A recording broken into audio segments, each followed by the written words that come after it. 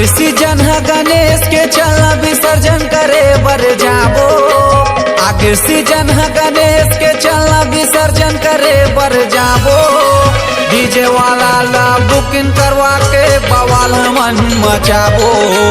DJ वाला ला booking करवा के बवाल हमन मचाबो। आगे सीजन है गणेश के चलना विसर्जन करे बर जाबो। आगे सीजन है गणेश के चलना विसर्जन करे बर जाबो। डीजे वाला ला बुकिंग करवा के बवाल हमन मचाबो।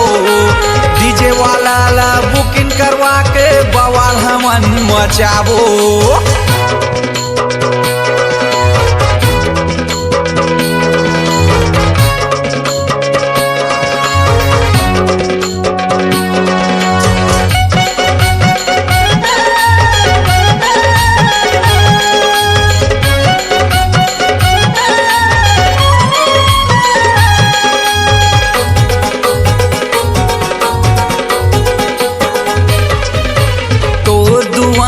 जो आई से दू कले सकट गे तोर धियान लजो धरी से जिंदगी वो कर संवर गे।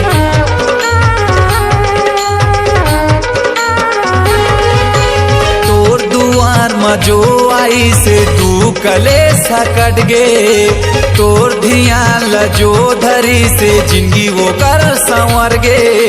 आगे सीजन है गणेश के चलना विसर्जन करे बर जाबो। आगे सीजन है गणेश के चलना विसर्जन करे बर जाबो। डीजे वाला ला बुकिंग करवा के बवाल हमन मचाबो। डीजे वाला ला बुकिंग करवा के बवाल हमन मचाबो।